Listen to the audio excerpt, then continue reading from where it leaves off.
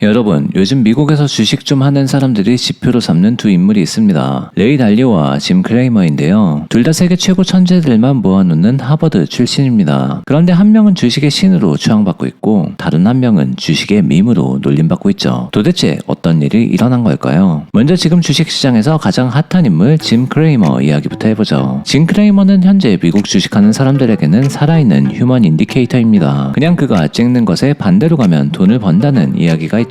이야기 들어보면 인터넷에서 대충 방송하면서 주식 추천해주는 아재인 것 같지만 그는 미국에서 가장 큰 경제방송 중 하나인 CNBC에서 자신의 채널을 가지고 있는 인물입니다. 짐 크레이머가 예측했던 몇 가지 굵직굵직한 예를 들어볼까요? 먼저 그를 유명하게 만들어준 것은 바로 2008년 금융위기가 찾아왔던 베어 스턴즈 사건이었습니다. CNBC 생방송에서 시청자와 전화 상담을 했던 그는 베어 스턴즈가 괜찮을지에 대한 시청자의 질문에 베어 스턴즈는 문제없다며 시청자를 안심시켰습니다. 그리고 베어 스턴즈는 미국발 금융위기의 시작을 알리는 신호탄이 되며 파산하게 되었죠. 이때를 기점으로 크레이머의 쇼는 시작되었습니다. 테슬라 상장했을 때 크레이머는 테슬라가 앞으로 캄캄하다며 투자하지 말라고 합니다. 이때 크레이머 반대로 가는 걸 알았어야 됐는데 주식뿐만 아니었습니다. 2021년 6월 크레이머는 비트코인이 64,000달러 그러니까 정점에 달하고 나서 떨어지기 시작하자 곧 다시 안정을 찾아갈 거라며 참을성을 가지고 기다리라고 했죠. 그런데 10일 연속해서 비트코인이 떨어지자 크레이머는 되려 자신이 참을성을 갖지 못하고 보유한 비트코인을 모두 팔아버립니다. 그리고 시청자들에게도 이제 비트코인의 시대는 끝났다며 모두 팔아버리라고 했죠. 크레이머가 비트코인의 시대가 끝났다고 선포한 지 얼마 뒤 비트코인의 가격은 69,000달러를 찍으며 정점을 다시 한번 갱신하게 됩니다. 또 코인베이스 상장일에는 코인베이스가 475달러까지 문제없다며 매수를 추천하는데요. 지금 코인베이스 가격이요?